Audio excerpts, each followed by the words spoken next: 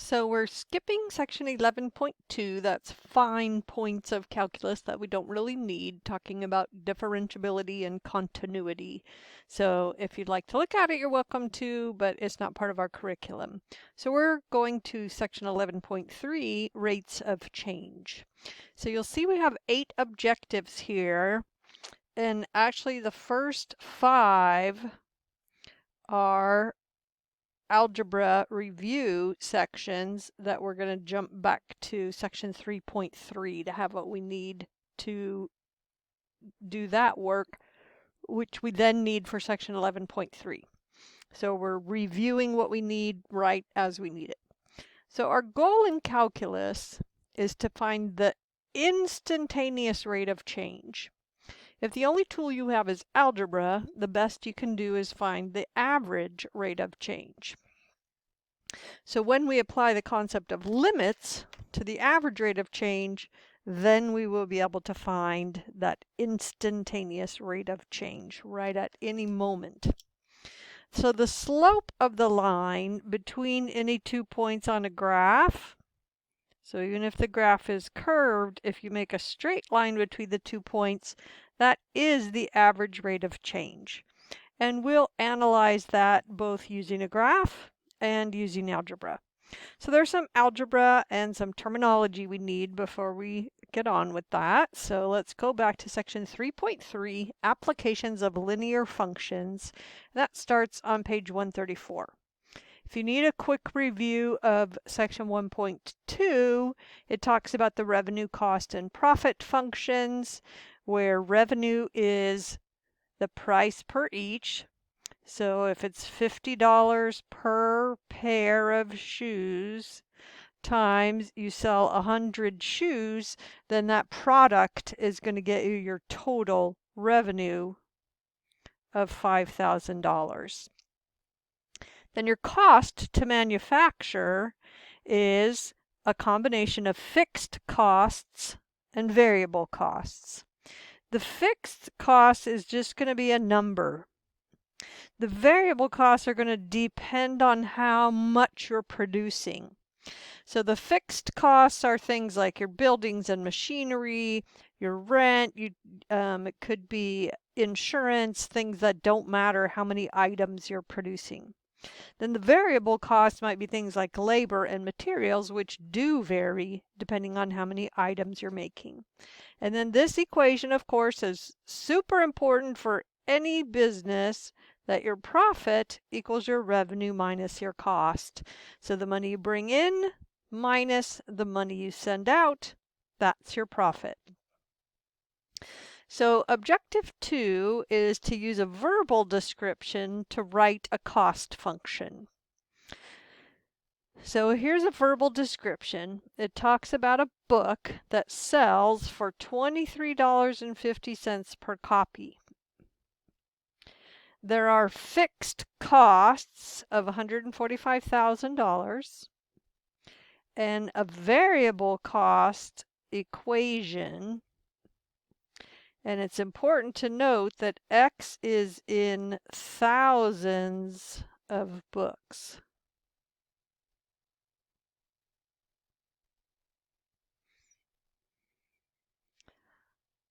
Okay, so they ask us to find expressions for the revenue, cost, and profit for selling X thousand copies of the book. Well, I'm going to start with the revenue because that's going to be the easiest. You're getting $23.50 for each copy of the book. And if you put X is 1, that actually means you're selling 1,000. So this is going to be in thousands of dollars. Because if you sell 5,000 books, you would just put a 5 there. But we would know that you were actually getting 5,000 times the 2350. Okay, then the cost function has a fixed part of 145,000 no matter how many books you make or sell. Plus, then we have this variable cost that's negative 4.2x squared plus 3220x minus 425. Well, this is in dollars.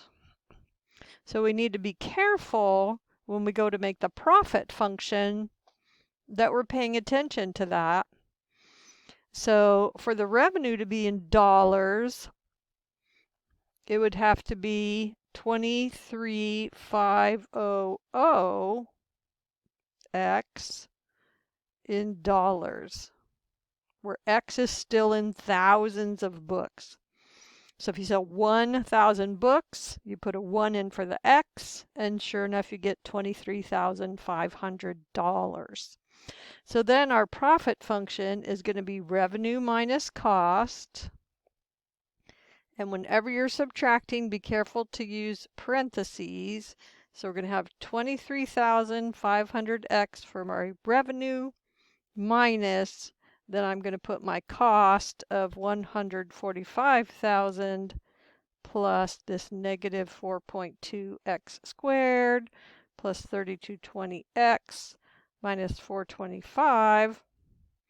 And this will be in dollars, where x is in thousands of books. So of course this could be simplified, but that's not really what we're after right now. We're just looking at the concepts of revenue, cost, and profit, and pulling out from the words of a problem statement what we need. So the cost function is made up of two parts, the fixed cost and the variable cost. If you want to find out the fixed costs, you can plug in 0 into the cost function, because the costs for producing 0 is going to be your fixed costs.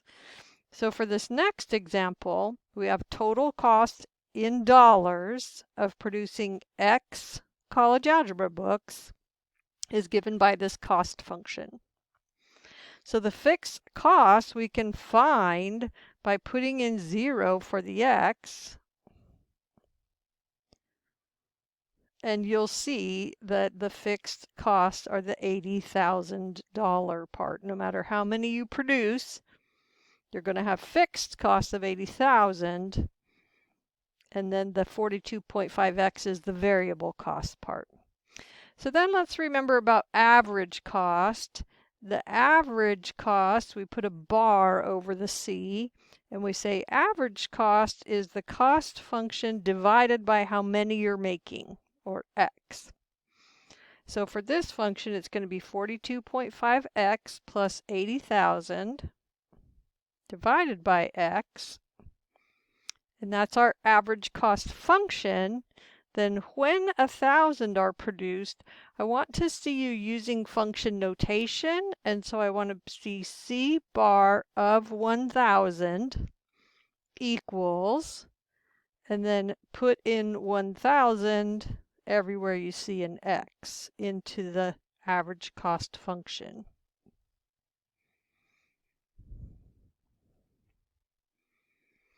Okay, so put that in your calculator, and I'm getting $122.50, and this is per book. Okay, so average cost is dollars per book. So when you make 1,000, that's your average cost. Then let's see what's your average cost if you make 32,000. And hopefully you think about it and realize it should be a lot less, because you're spreading your fixed costs out over a lot more units. So everywhere I see an X, I'm going to put a 32,000. And I'm getting $45 per book.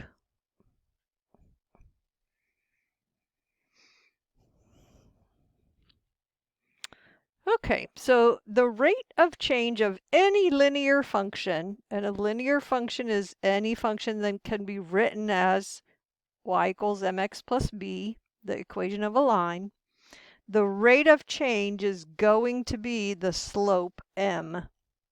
So the rate of change of a linear function is constant. That's the important distinguishing characteristic of a linear function, its rate of change is constant.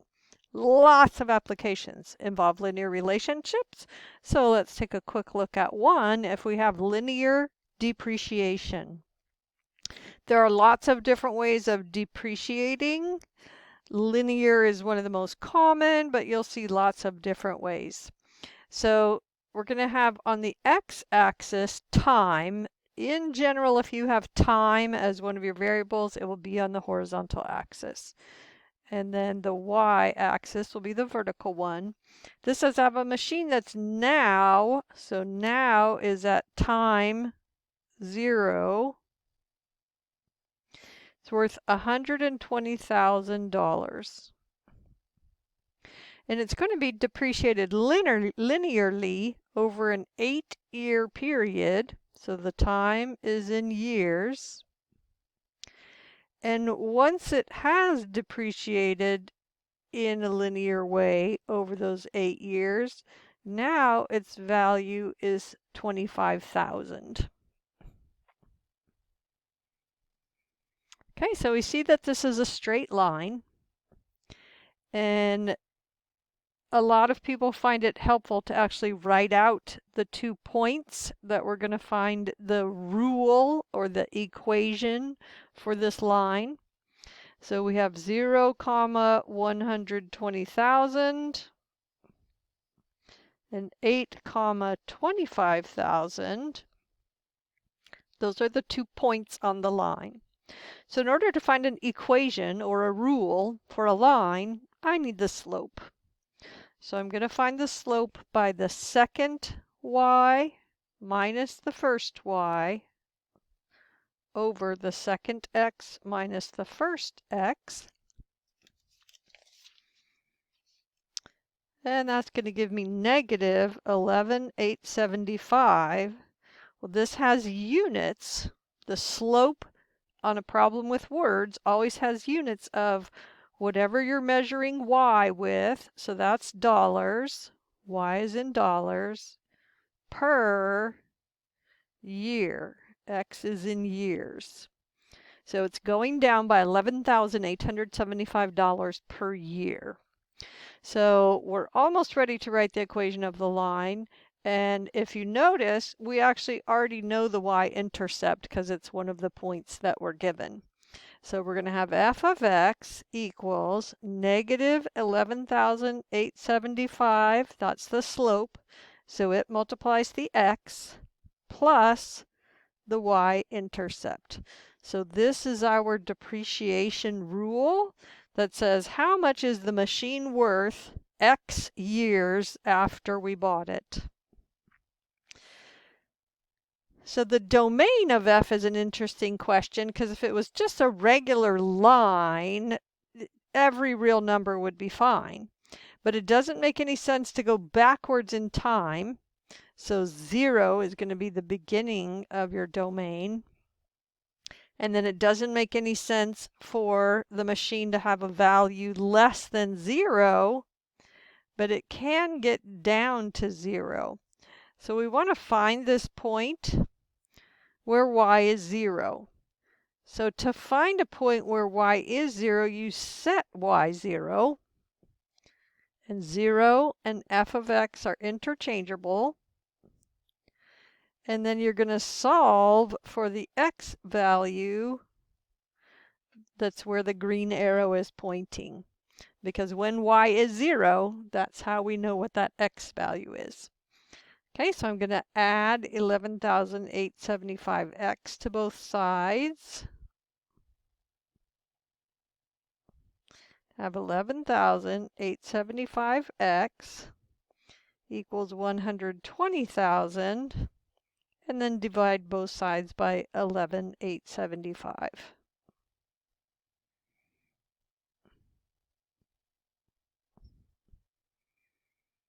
Okay, so when I do that, I get that x is about 10, close enough.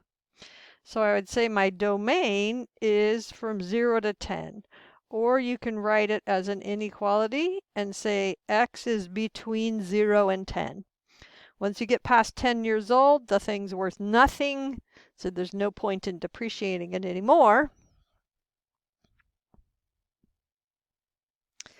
Okay, then C says use your formula that you have created here and find what is the value of the machine in 6 years. So I want to see function notation. F of 6 equals negative 11,875 times 6 plus 120,000. And that's going to give you 48,750. So after 6 years, the machine will be worth this amount.